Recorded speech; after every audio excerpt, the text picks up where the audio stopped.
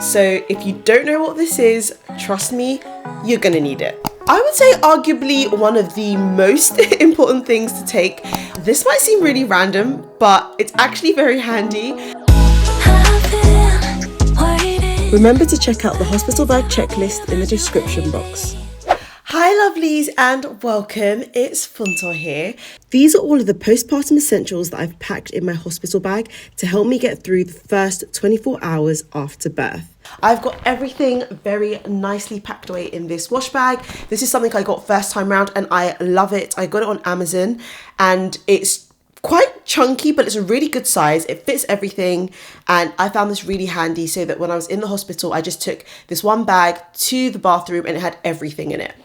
A Peri Bottle. So if you don't know what this is, trust me, you're gonna need it. It's basically a bottle with a long neck that is very helpful when you're going to the bathroom for the first few times postpartum. Whether you have stitches or tears, you might find it extremely tender and sensitive. Even if you don't have any tears, it is still quite sensitive down there because a lot has gone on. So I found it really helpful to use a Peri bottle while I was using the bathroom, and I would fill it in the tap with just some warm water and it just made the whole process a lot smoother.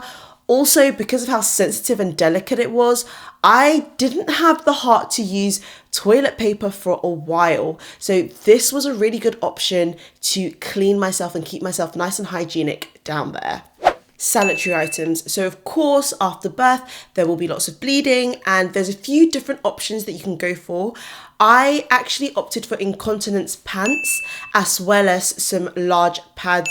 And initially I wasn't sure which I'd prefer, which I'd feel most comfortable in. So I bought a little bit of everything and I packed a little bit of everything with me. And I'm really glad I did that because it just gave me options. And for me, I just really wanted to feel comfortable. So I'm glad I gave myself that choice then, and I'm definitely going to do it again now.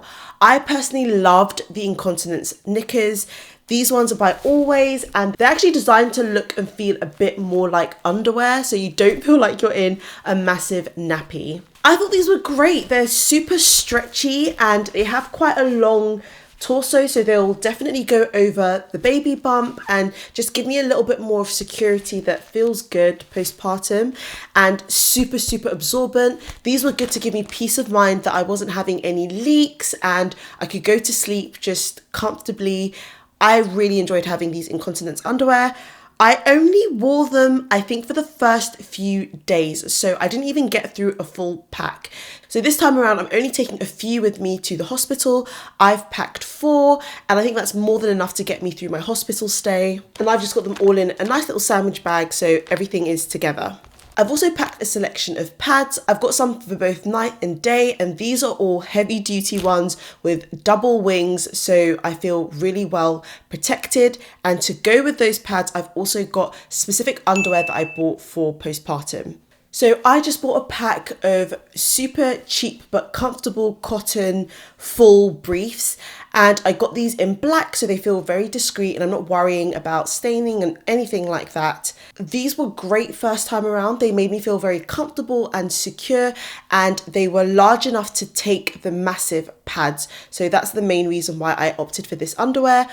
Also, a very important tip with postpartum underwear is to make sure you get underwear that doesn't have a seam running down the rear.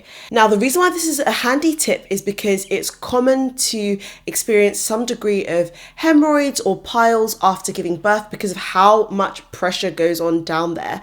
And even if you don't experience having piles, you just might experience a degree of discomfort that you don't want a seam rubbing against anything in that area, which was what my experience was. So it's something that I noticed when I started to transition back to other types of postpartum underwear. I found that the seam running down the back was actually kind of uncomfortable. So it's just a little tip to be aware of when you are buying postpartum underwear. So as you can see with this pair, the back piece is just one large piece and there's no seam running down the middle of the underwear. cooling pads and cooling mist. Now, these are recommended everywhere. Most hospital bag videos that I watched and blogs that I read recommended some sort of witch hazel based cooling pads or spray.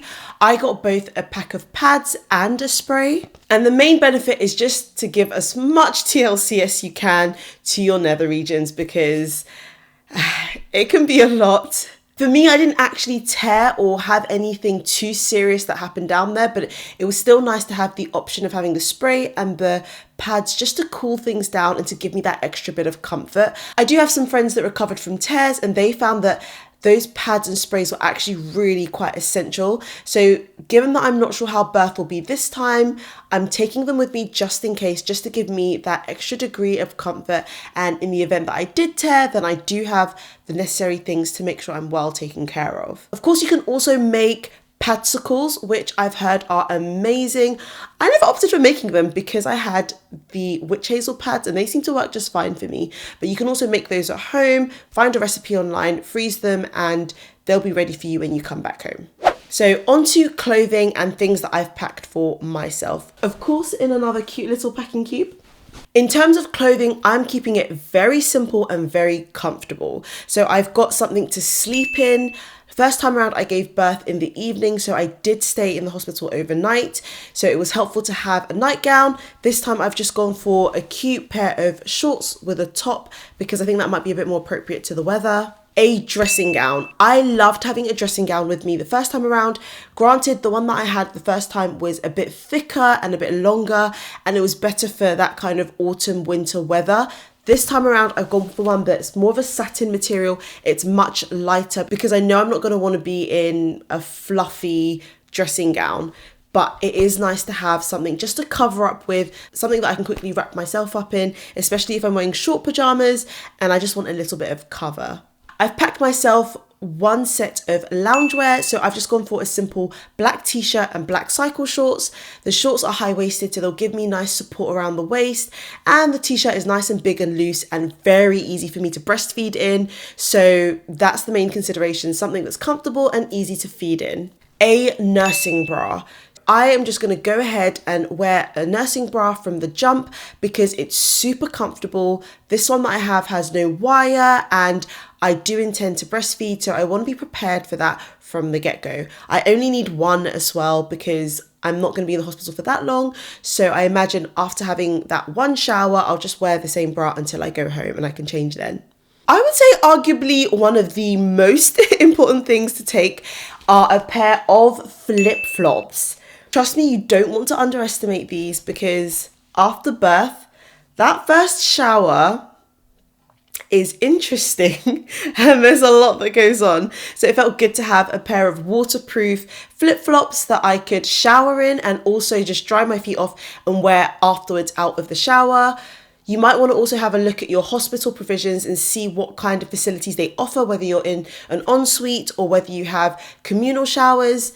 In my local hospital, it was standard to have a shower that's shared between a couple of people. So I did also feel that bit more comfortable having my flip-flops with me. This pair, cheap and cheerful, I just got them for £1 in Primark. Along with my nursing bra, I've just packed a few breast pads. I've got a pair of reusable ones and a pair of disposable ones. I talk more about this in my breastfeeding essentials video, so you might want to check that out, but these are definitely very handy. I may not be leaking immediately after birth, but I do want to have the option just so that I don't end up with a soggy bra. I've also packed myself a towel. Now, this is a very small towel because they do provide you with towels in the hospital. And it's kind of nice to use their towels because immediately after birth, the last thing that I had on my mind was faffing around for my own towel or my own particular things. So they gave me plenty of towels. I've just brought this one just in case my husband wants to use it or just in case I want an extra bit of comfort or a towel after that bath. This is also why I've kept it very small. It's a bit larger than a hand towel. I don't think I'm going to need anything more than this. So for clothing, I've kept everything very loose and comfortable. If I need a jacket, then I'd have probably taken one with me on the way to the hospital, so I'll just wear that. And same with my footwear, whatever I wear to the hospital is the footwear that I'll wear home. And I also have my flip-flops for a backup if I would like that. So other bits and bobs I have in here are painkillers. I've just got a simple pack of paracetamol and 1 pack of ibuprofen. They do provide this at the hospital, and I do believe I was offered some ibuprofen as and when I needed it, and I was given the sign off from my midwife that it was safe for me to take it. So just bear those things in mind, that they do provide it at the hospital, but I bought a little extra just in case I wanted to have it on demand as and when I want it. Of course, packed some other toiletries like toothbrushes for both my husband and I, deodorant, and I've opted for roll-on because I don't want to be spraying anything in a maternity ward where you've got newborns, and I just don't think those fumes will be very good. And I've also got my small size toiletries for bathing, brushing my teeth, all those kind of basic hygiene things. So I've just got here some toothpaste, shower gel, toothbrushes, some body lotion, face cream, and some shower gloves.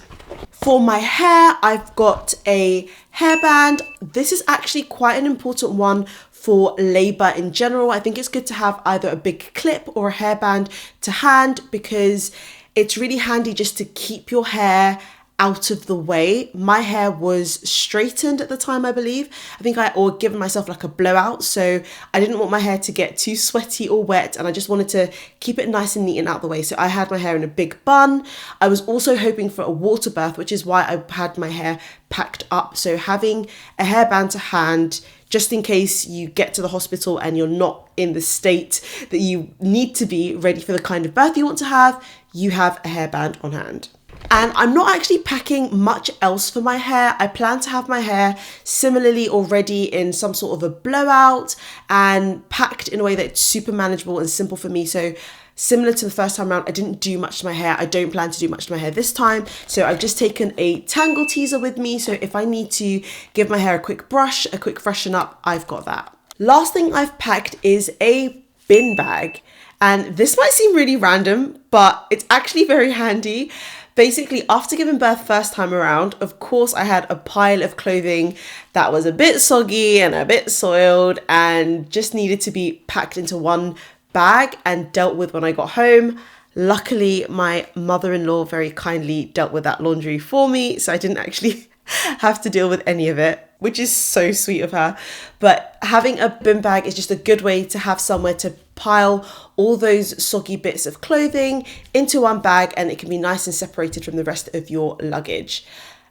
This is especially important because I am, fingers crossed, hoping to have a water birth this time around. So if I do have any soggy items of clothes, they can stay separate in a bag and I don't have to worry about it getting anything else wet.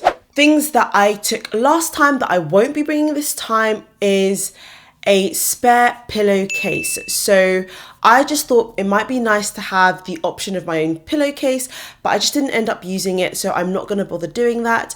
Also, spare pillows in general. I think I brought an extra blanket, and that's because I was concerned about being cold, and I definitely didn't want to be uncomfortable or cold in the hospital. And I also wanted a blanket for my husband to use. The hospital was very comfortable, so I didn't need to use the blanket. He used it, so it was good to have that as an option. This time around, it's warmer weather, so I don't think we'll need a big blanket like that. And also the hospital provide all the pillows and bedding that we needed, so I'm just going to use what's going to be provided by the hospital. Of course, if you do have a particular pillow, a pregnancy pillow, a nursing pillow, or anything that you're partial to that's going to make the birthing experience more comfortable for you, then absolutely bring it with you. I just didn't have anything in particular that I was wedded to, and I was satisfied with what was provided. But I think if you do have things like that that are going to make you feel comfortable, this is the time to be comfortable. Do what you need to do to make yourself feel at home, and bring your extra pillowcases or blankets if you would like them. If you've watched to the end, thank you so much, and please give this a thumbs up if it was helpful. If you're new around here, then consider subscribing to stay up to date with the rest of my journey and more videos like this one. I have lots more baby prep and labour related things to come, so do stick around, keep an eye out, and I'll catch you in the next one. Bye!